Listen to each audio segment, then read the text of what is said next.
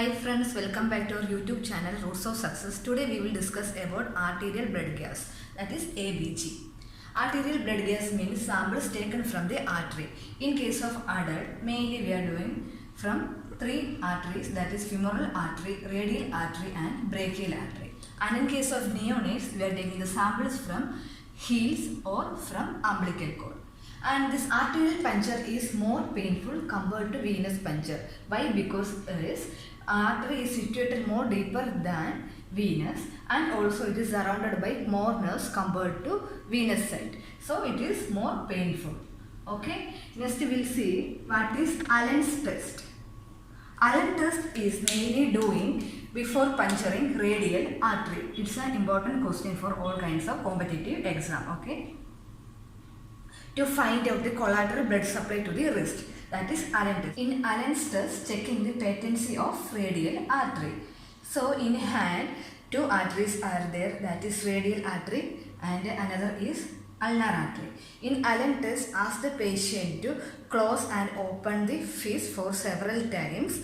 At the same time, we are just pressing over the radial artery and ulnar artery and ask the patient to open the hand.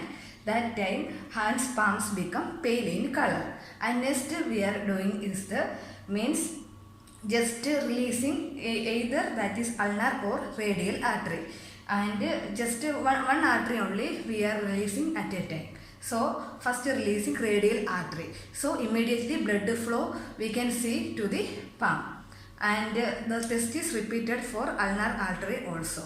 And here the value is getting less than 3 seconds. Blood is rushes to the hand, means artery is patent. Okay. That is the test, Allen test, mainly doing for the patency of radial artery. It's an important question for all kinds of competitive exams. Next we will see the indications for doing arterial blood gas. Mainly we are doing for any kinds of severe breathing problems and lung issues.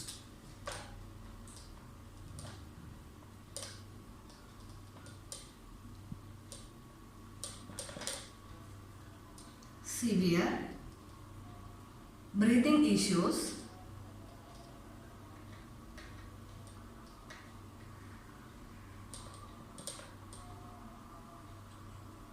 lung conditions such as asthma, COPD, obstructive sleep apnea.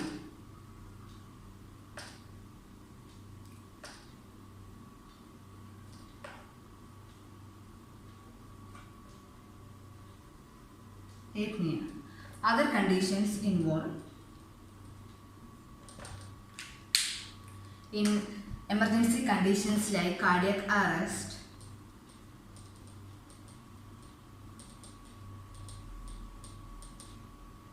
shock, respiratory acidosis,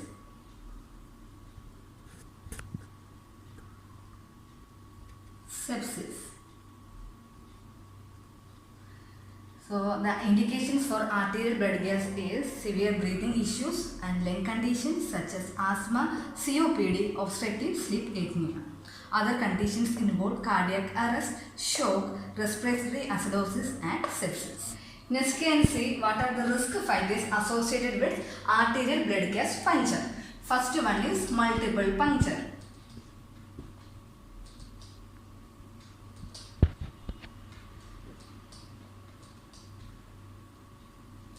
Infection,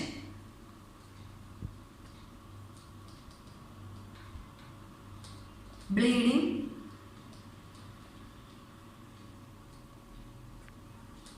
lastly hematoma.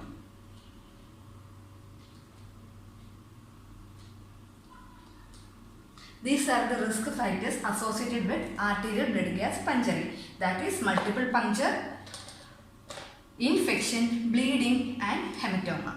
Next we will see the parameters of arterial blood gas. First one is pH. pH helps to maintain the acid-base balance in the body.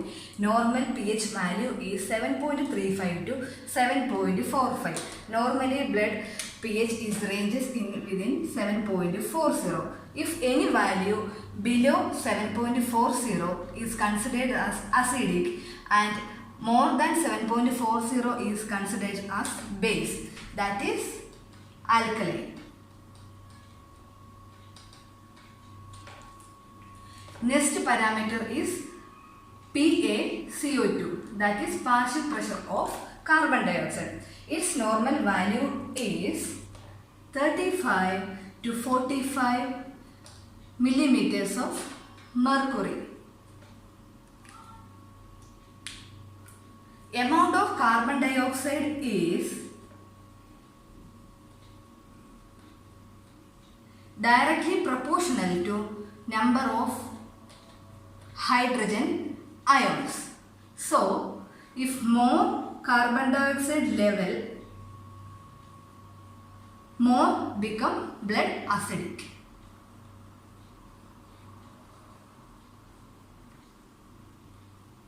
Means partial pressure of carbon dioxide value is ranges between 35 to 45 millimeters of mercury. If the amount of carbon dioxide in our blood is more, that is directly proportional to the number of hydrogen ions. If amount of carbon dioxide is more in the blood, more blood is acidic. That is the relationship between carbon dioxide level and acidity. This is also very important. Next parameter is oxygen level. That is partial pressure of oxygen level is 80 to 100 millimeters of mercury. Other factor, bicarbonate level. Its CO3 normal value is 22 to 26 milliequivalent per liter. This bicarbonate is produced from kidney.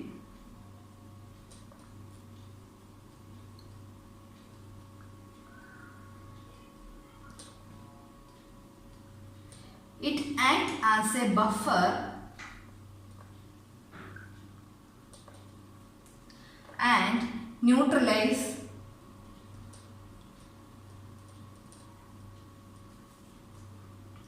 blood acid level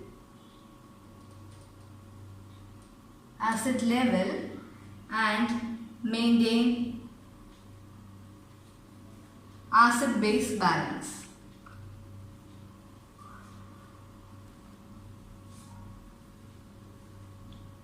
So, lungs and kidney play together hands in hand to maintain normal balance of the pH in our blood system. Next is base excess. Base excess normal values range between -2 to +2. Another one is saturation. Saturation normal value is ranged between 90 to 100%. Other parameters we monitoring is hemoglobin level,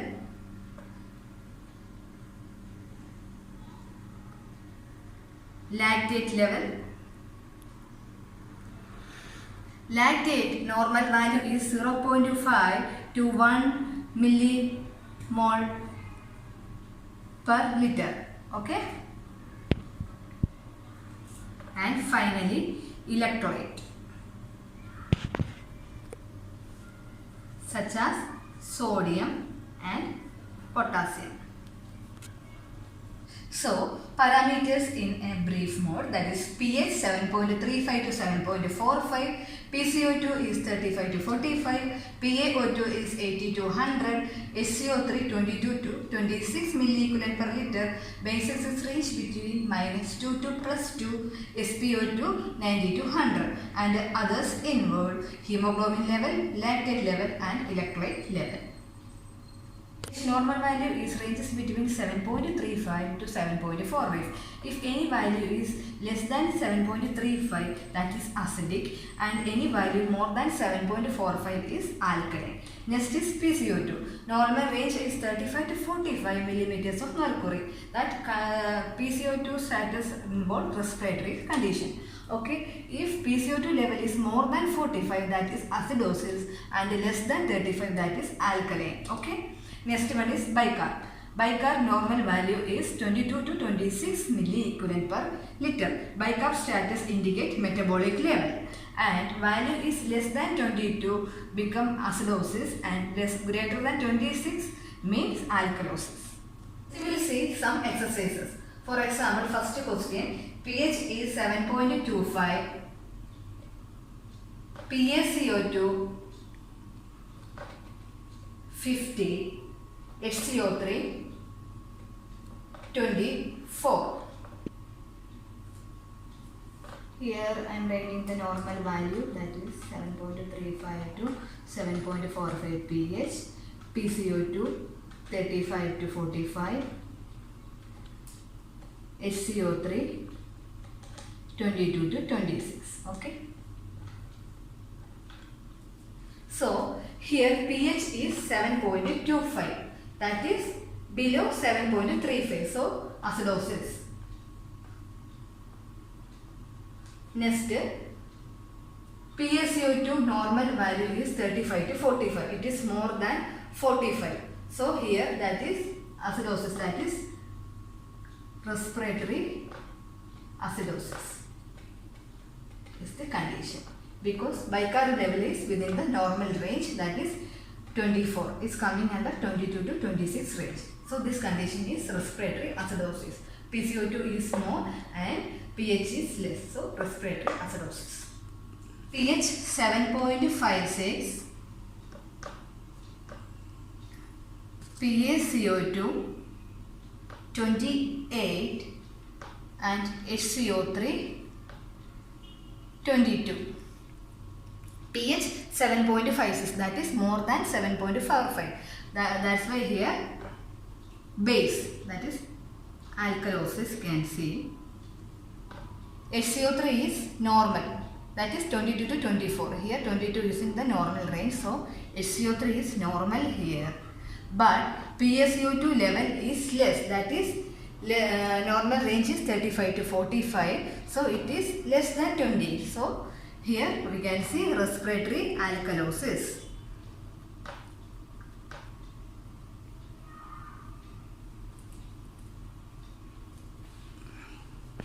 In respiratory acidosis, PCO2 level will be more and pH is less.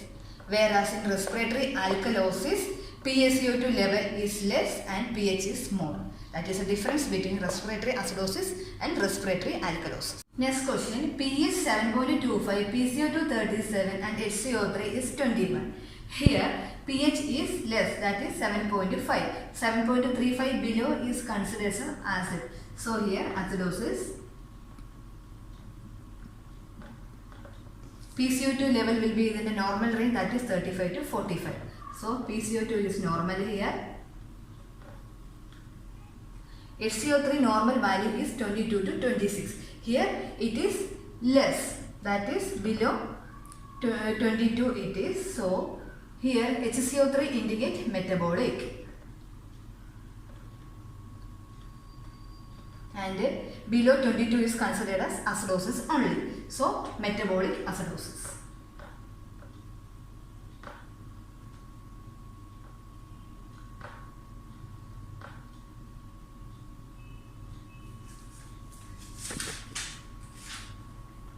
Next question, pH 7.56, PCO2 40 and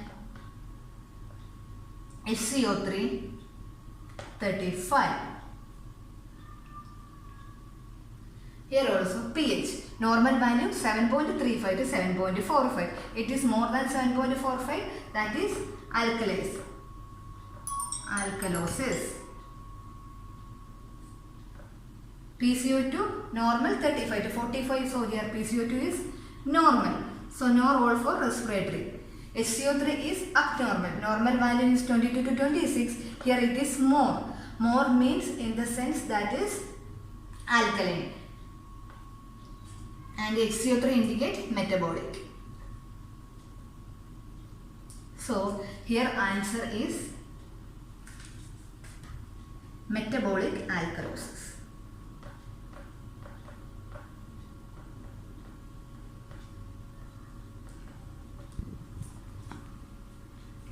Once again, metabolic acidosis what happens means pH will be low and HCO3 also will be low. That is metabolic acidosis. And in case of metabolic alkalosis what happens means in metabolic alkalosis pH and HCO3 will be high.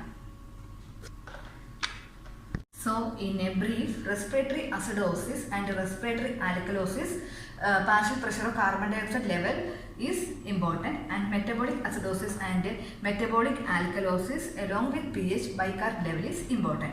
In respiratory acidosis, increased PaCO2 and decreased pH is seen, whereas in respiratory alkalosis, decreased PaCO2 and increased pH can seen.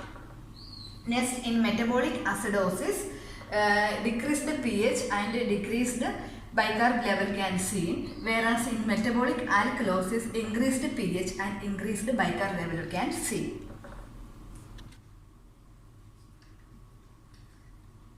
This is about arterial blood gas, and in next video we will see about tic-tac-toe method and ROM method for interpreting ABG result. Thank you.